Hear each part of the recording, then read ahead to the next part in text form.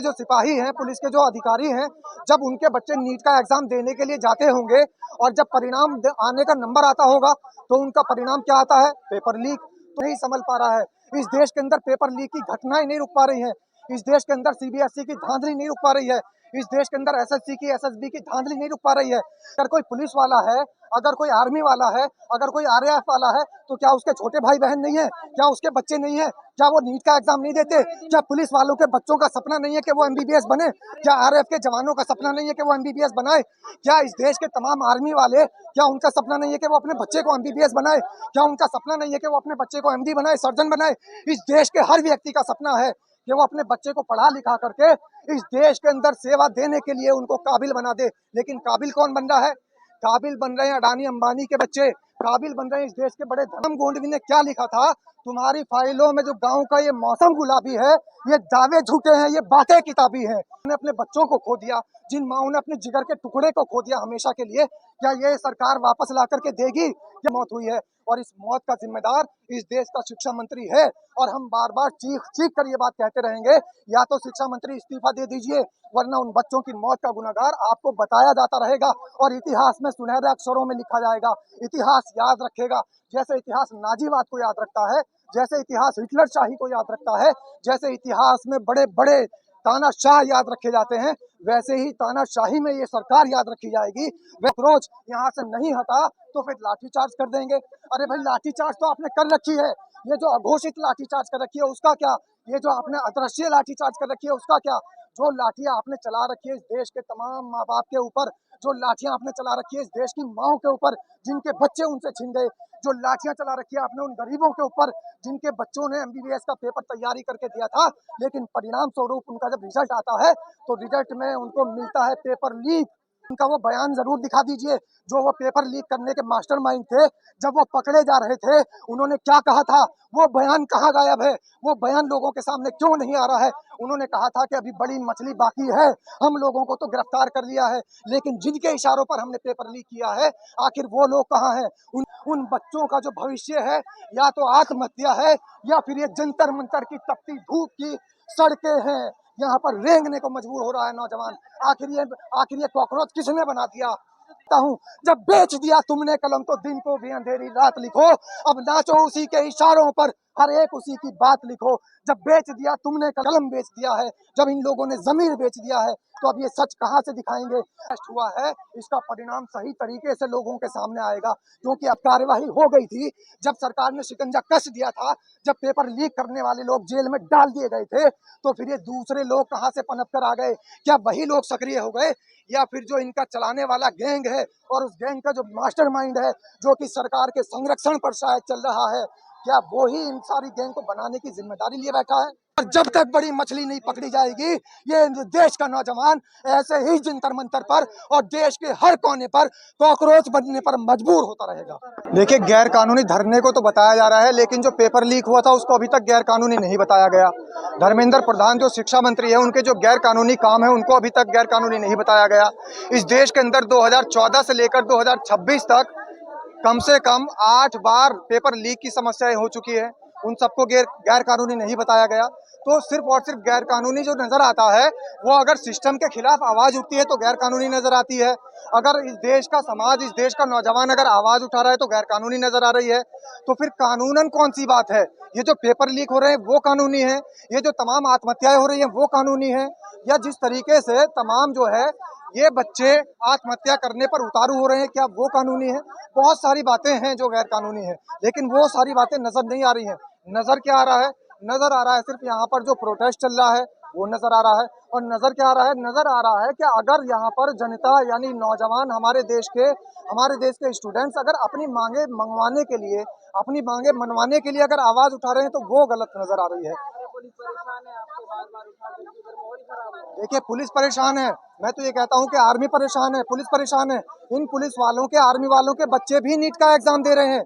जब वो देखिए कितना परेशान होते होंगे जब इनके बच्चों का पेपर लीक हो जाता होगा, जब तमाम हमारे आर्मी के जवान, आरएएफ के जवान, सीआरपीएफ के जवान, पुलिस के जो सिपाही हैं, पुलिस के जो अधिकारी हैं, जब उनके बच्चे नीट का एग्जाम देने के लिए जाते होंगे और जब परिणाम आने का नंबर आता होगा तो उनका परिणाम क्या आता है? Paper leak. तो सबसे ज्यादा तो परेशानी उनको वहां पर होती होगी।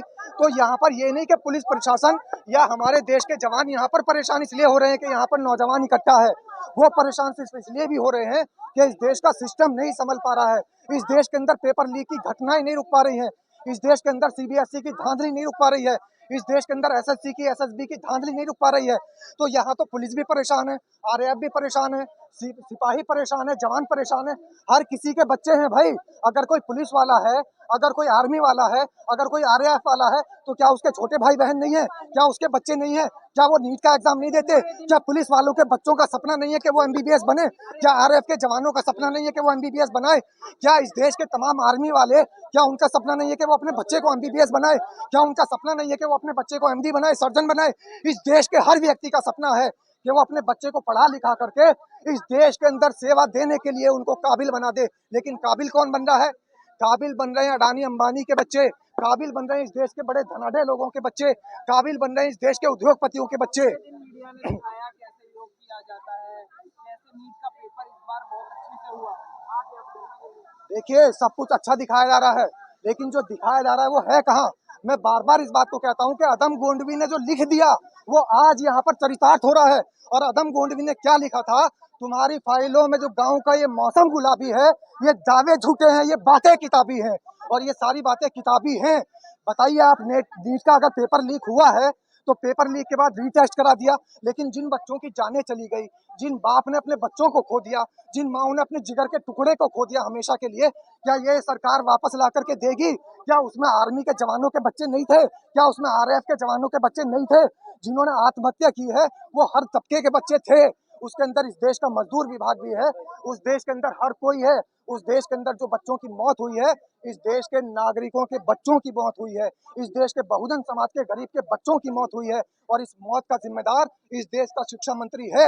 और हम बार बार चीख चीख कर ये बात कहते रहेंगे, या तो शिक्षा मंत्री इस्तीफा दे दीजिए, वरना उन बच्चों की मौत का गुनहगार आपको बताया जाता रहेगा और इतिहास में सुनहरे अक्षरों में लिखा जाएगा। इतिहास याद रखेगा, जैसे इतिहास नाजीवाद को याद रखता है, जैसे इतिहास हिटलर शाही को याद रखता है, जैसे इतिहास में बड़े बड़े तानाशाह याद रखे जाते हैं, वैसे ही तानाशाही में ये सरकार याद रखी जाएगी, वैसे ही तानाशाही में ये शिक्षा मंत्री याद रखा जाएगा, वैसे ही सरकार का फेल हुआ सिस्टम याद रखा जाएगा।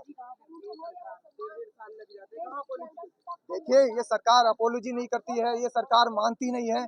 इस सरकार की क्या दुविधा है, क्या विडंबना है, तो सरकार जाने, या सरकार में बैठे हुए वो मंत्री जाने, जो इस देश के बच्चों की जान की कोई कीमत नहीं समझ रहे हैं। जो इस देश के तमाम बच्चों के जो मजदूर तबका है, वो अपनी गाढ़ी कमाई लगा करके जब अपने बच्चों को एमबीबीएस की तैयारी करने के लिए भेजते हैं, साल दर साल बच्चे बाहर रहते हैं, एमबीबीएस की तैयारी करते हैं, बीएएमएस की तैयारी करते हैं, बीयूएमएस की तैयारी करते हैं, एमडी की तैयारी करते हैं, एमएस की तैयारी करते हैं, लेकिन परिणाम में जब वो चाहते हैं कि मेरा बच्चा सर्जन बने, मेरा बच्चा डॉक्टर बने, मेरा बच्चा सीएमओ बने, मेरा बच्चा सीएचसी प्रभारी बने, लेकिन बनता क्या है? कॉकरोच। और कॉकरोच बन करके यहाँ पर जंतर मंतर पर उसको भटकने के लिए छोड़ दिया जाता है। ऊपर से उस कॉकरोच को यहाँ अनाउंसमेंट करके सुनाया जा रहा है कि अगर ये कॉकरोच यहाँ से नहीं हटा तो फिर लाठीचार्ज कर देंगे। अरे भाई, लाठीचार्ज तो आपने कर रखी है, ये जो अघोषित लाठीचार्ज कर रखी है उसका क्या? ये जो आपने अदृश्य लाठीचार्ज कर रखी है उसका क्या? जो लाठियां आपने चला रखी है इस देश के तमाम माँ बाप के ऊपर, जो लाठियां आपने चला रखी है इस देश की माओ के ऊपर जिनके बच्चे उनसे छिन गए, जो लाठियां चला रखी है आपने उन गरीबों के ऊपर जिनके बच्चों ने एमबीबीएस का पेपर तैयारी करके दिया था, लेकिन परिणाम स्वरूप उनका जब रिजल्ट आता है तो रिजल्ट में उनको मिलता है पेपर लीक और वो बन जाते हैं कॉकरोच। ये तो सारे देश विरोधी नजर आते हैं, लेकिन देश के विरोध में काम करने वाले वो एलिमेंट क्यों नहीं नजर आते? जब वो जो पेपर लीक में शामिल लोग थे, उन पेपर लीक शामिल लोगों से जब पूछा गया, जब अरेस्ट करके उनको पुलिस ले जा रही थी, तब उन्होंने एक जुमला कहा था, उस पर ध्यान नहीं जा रहा है। इस देश का मीडिया उस बात को नहीं दिखा रहा है। और गोदी मीडिया के पत्रकारों, मैं तो आपको भी चैलेंज कर रहा हूँ, कम से कम उनका वो बयान जरूर दिखा दीजिए जो वो पेपर लीक करने के मास्टरमाइंड थे। जब वो पकड़े जा रहे थे, उन्होंने क्या कहा था? वो बयान कहाँ गायब है? वो बयान लोगों के सामने क्यों नहीं आ रहा है? उन्होंने कहा था कि अभी बड़ी मछली बाकी है, हम लोगों को तो गिरफ्तार कर लिया है, लेकिन जिनके इशारों पर हमने पेपर लीक किया है, आखिर वो लोग कहाँ हैं? उनके नाम शामिल क्यों नहीं आ रहे हैं? उनको क्यों बचाया जा रहा है? तो ये देश का शासन प्रशासन हमारे देश के तमाम इन बच्चों की जिंदगी के साथ खिलवाड़ इसलिए कर रहा है क्योंकि इस देश के बच्चे, इस देश के जवान, इस देश की सीमा पर तैनात हमारे आर्मी के जवान, इस देश के पुलिस महकमे में काम करने वाले अधिकारी, इस देश के तमाम डॉक्टर, इस देश के तमाम शिक्षक, इस देश के तमाम वकील, इस देश के तमाम मजदूर, इस देश के तमाम ऐसे हमारे रोजमर्रा की दिहाड़ी करने वाले लोग, उनके बच्चे एमबीबीएस बनना चाहते हैं, लेकिन ये सरकार उनके सपने को चकनाचूर कर रही है और बार बार सपने को चकनाचूर करते हुए उन बच्चों का जो भविष्य है या तो आत्महत्या है या फिर ये जंतर मंतर की तपती धूप की सड़कें हैं, यहाँ पर रेंगने को मजबूर हो रहा है नौजवान। आखिर ये कॉकरोच किसने बना दिया? देश का मीडिया इसलिए नहीं आ रहा है क्योंकि देश के मीडिया को जो काम सौंपा गया है देश का मीडिया वो कर रहा है।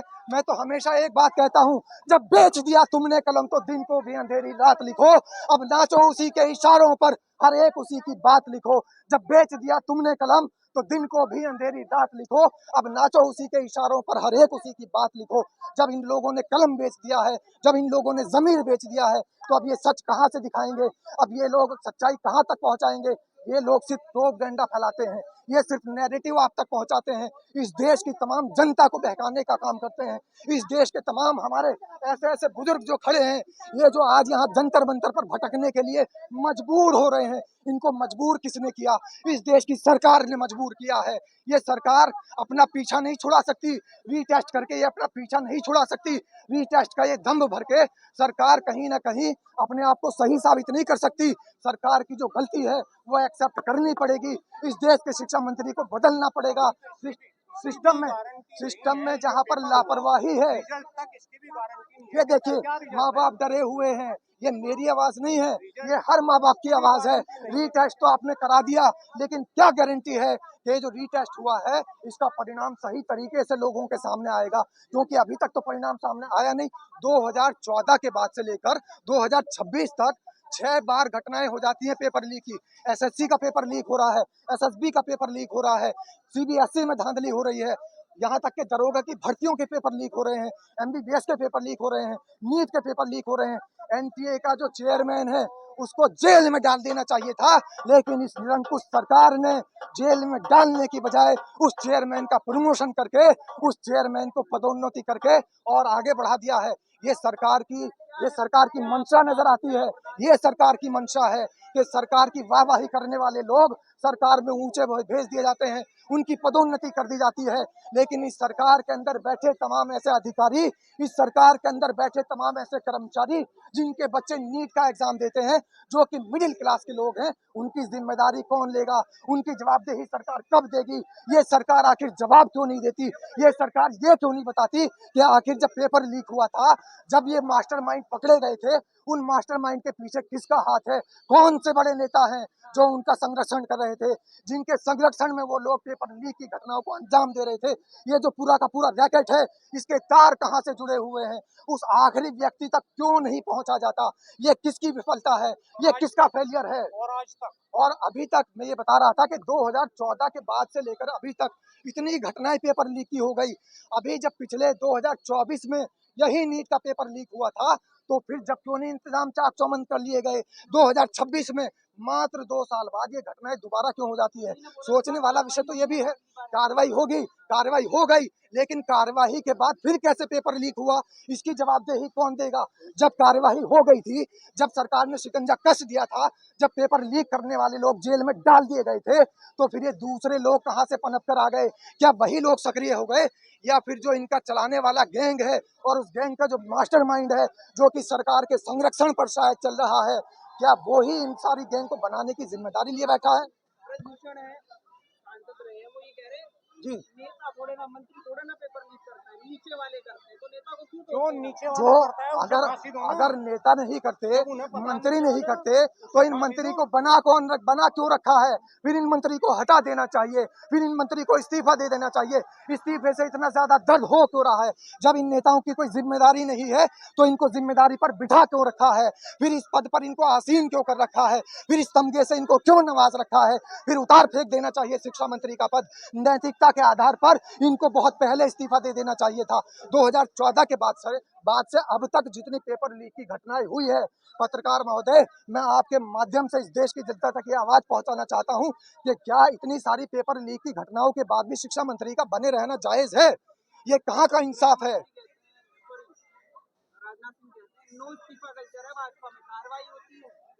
अगर इस्तीफा कल्चर नहीं है, अगर कार्रवाई होती है तो इस कार्रवाई का रिजल्ट क्यों नहीं सामने आता है? जब कार्रवाई हुई, जब लोग जेल पहुंचा दिए गए, जब पेपर लीक की घटनाएं रोकने के बारे में कह दिया गया, तो फिर ये पेपर लीक दोबारा क्यों हो जाते हैं? तीसरी बार क्यों होते हैं? चौथी बार क्यों होते हैं? आखिर ये पेपर लीक की पुनरावृत्ति हो क्यों रही है? इसका मतलब सीधे तौर पर साफ ये है कि कहीं से कहीं तक भी सरकार कार्यवाही नहीं कर रही है।